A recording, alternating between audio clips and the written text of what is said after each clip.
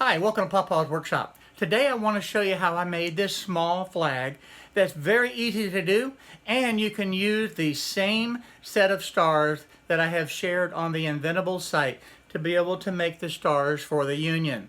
I'm going to show you how you can adjust them, and I'm also going to talk about a problem when you have a star that's a little bit smaller. I know a lot of you have had questions about that and what causes it. So we're going to talk about that today. So let's get started.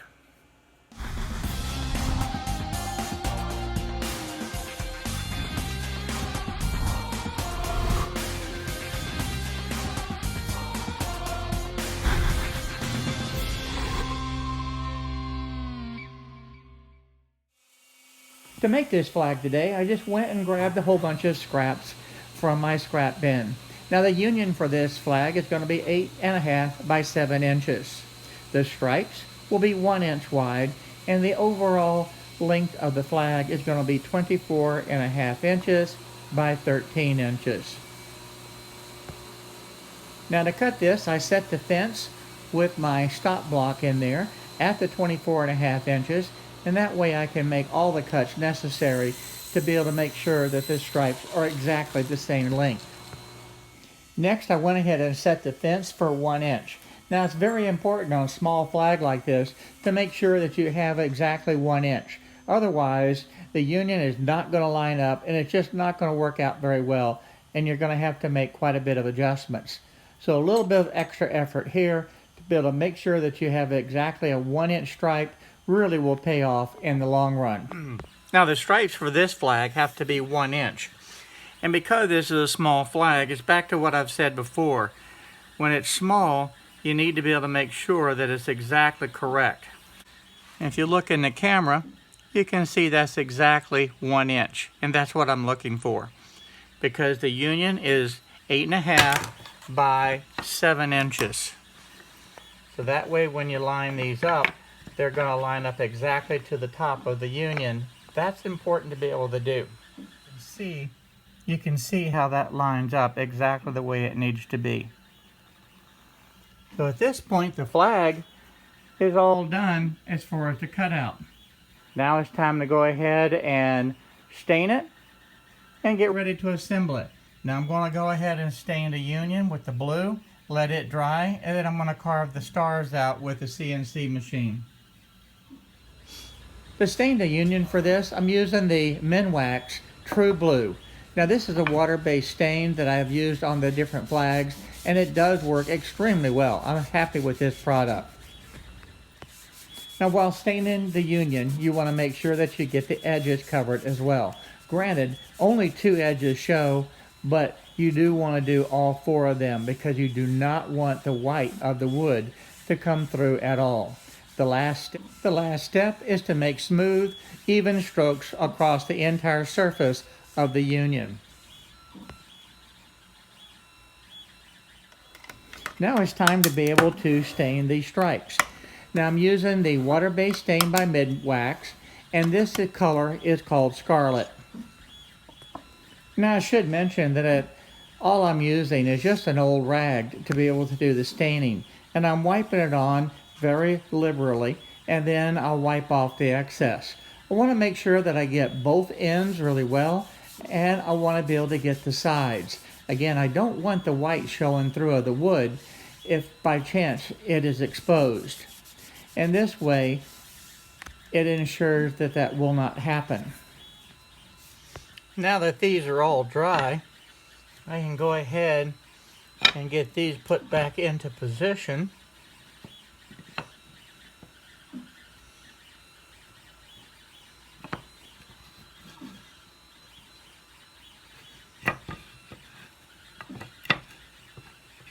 And this looks like a flag now.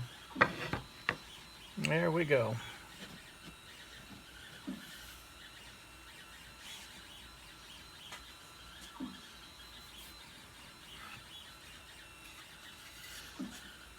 Little drop of stain got on there that I don't even know how it did, but that's going to have to be sanded out. I don't want that there.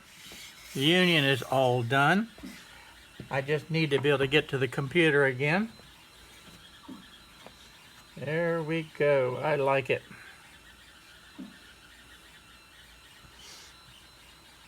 We'll go ahead and take care of that right now. Just a little bit of sandpaper and that took it right out. So that is good.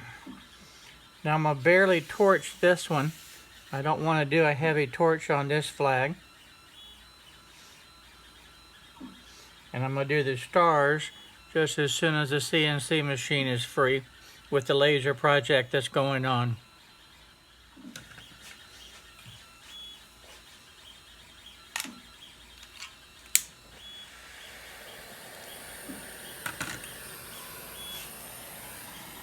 The key to being able to torch the flag evenly is being able to use slow, steady strokes that go from one end to the other and make sure that you continue past the edge of the flag. Otherwise, you'll get hot spots and burned areas. And one thing that I don't like is when you stop and you actually over torch the area, and then it looks kind of a blotchy mess.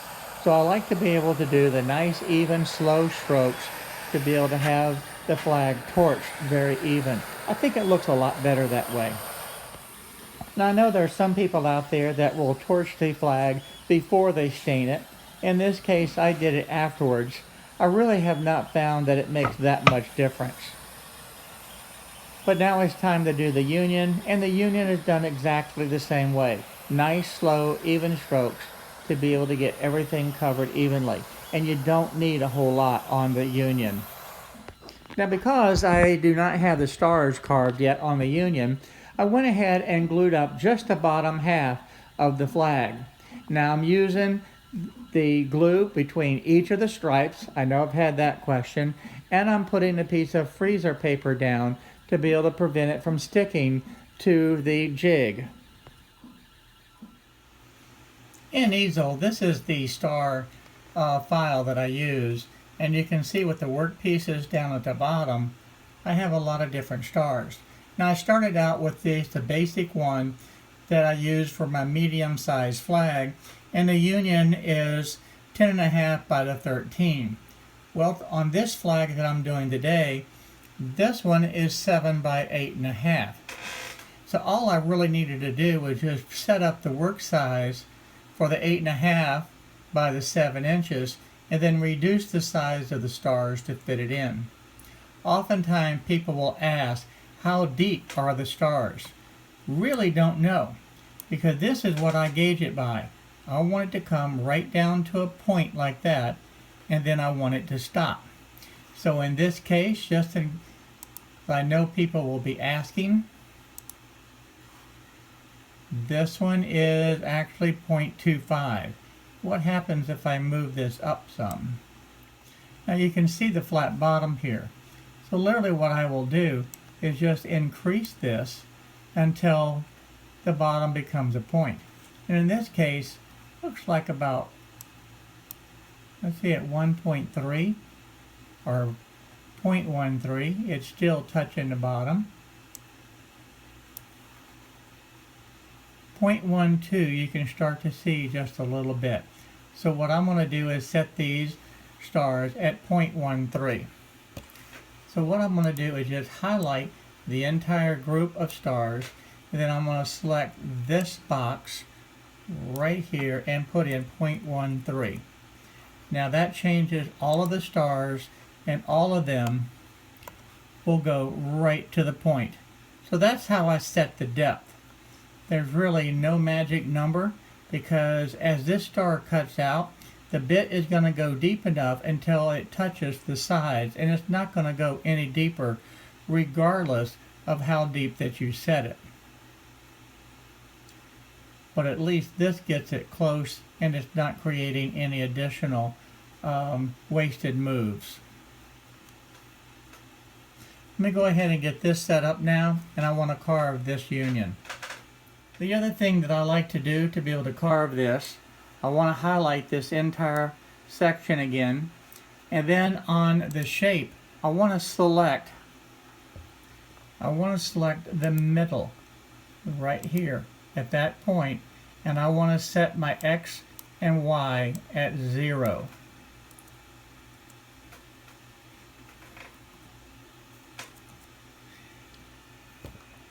what that does, and let me zoom out, that makes it where I place my center point on my material right here, and it's going to carve it perfectly in the center.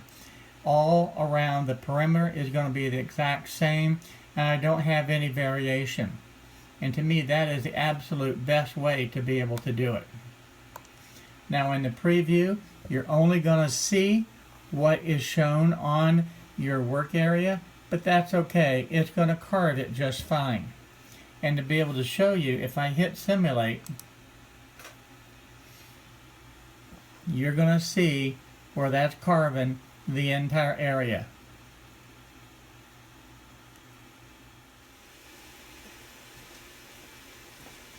Now I'm using the glue and tape method to hold this down, and I'm going to be using the Starbond thick glue along with the accelerator from Starbond.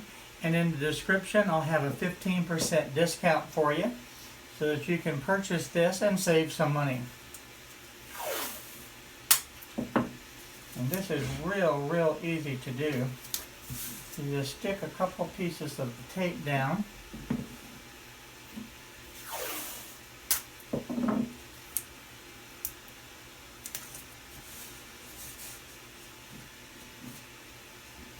And I'm going to flip this over, and I'll put a couple more pieces of tape on this wood now.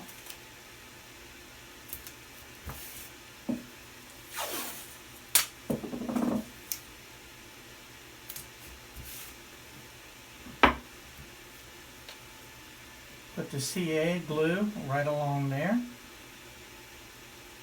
You don't need a whole lot.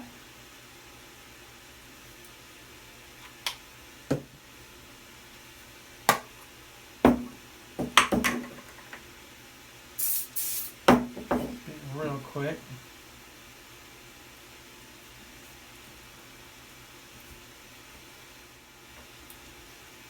And now it's done. It's ready to go. Now you can test it, make sure, and it's not going anywhere. So I'm going to go ahead and get a bit into this and get ready to carve. Now I'm using a 90-degree V-bit to be able to carve these stars.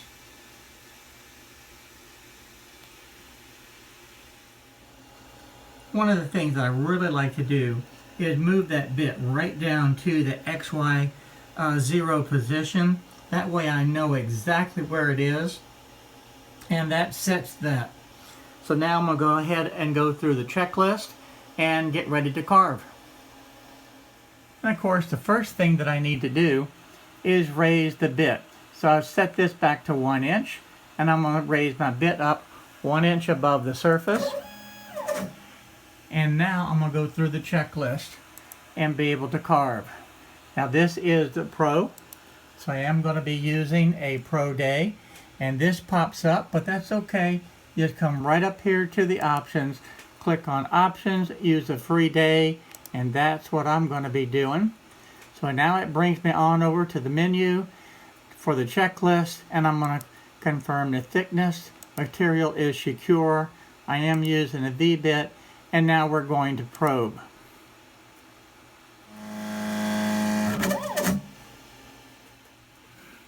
Now that the Z-axis is set, it asks me to make sure that the Z probe is put away. The next thing it asks, set the XY 0 position. Since I've already done it, I do not need to move the machine. All I need to do is click that it's set. Then it brings me to this screen to be able to turn on the spindle, and I can start to carve. Now to carve these stars, it should take about 20 minutes to be able to do. And I want to show you up close on the stars. They do look real good. They have sharp points on it. The only thing that this is doing is showing a very soft wood, and that stain actually penetrated a little bit deeper than it typically would. But the stars themselves look excellent. Okay, the union is now finished and it looks good. But one thing I want to point out to you, and I've had this question before. If you look at this row of stars, and then compare it to the top row, these stars are actually slightly smaller. And when I measure these, this is actually 18 millimeters across. This one measured across was 16 millimeters. So why the difference? The machine is putting out the exact same star. And the reason being is that this union was not quite level. Now, I did not expect it to be this much of a problem on a small piece, but if you actually put this ruler down, and you can actually see just a little bit of daylight coming through there, and that's all that it takes. So because this portion of the wood was lower, it actually cuts at a little bit shallower, and it makes that star a little bit smaller. To solve that, all I would have needed to do is do a skim coat across all of this and be able to get it totally perfectly flat, and then do the carving of the stars, and they would have been perfect. Now, since this flag is for me, I'm happy with it. I'm not going to change it. Now, the jig that I'm using is the same jig that I use for my medium-sized flag. It works just fine. I'm using the 2 clamps on the jig and then the bar clamps. So here's a look at the finished flag. I think this turned out really nice, and it's going to look great hanging on the wall behind me. And this is the type of flag that you can do yourself very easily with really a minimum amount of wood. And it's easy to do. Now, if you don't have the CNC machine to do the stars, certainly you can get stencils and be able to paint these in. It works just as well. It just takes a little bit longer to be able to do. But it's still a fun, easy project, and I think it's going to be great having this flag hanging in my shop. Hi everyone, thank you for watching my video today. If you like the video, please go ahead and hit the subscribe button down below and the little bell next to it so you'll be notified on the different videos that I upload. Also, check out the videos over here to be able to stay up to date on the happenings in my shop. So again, thank you for watching my videos.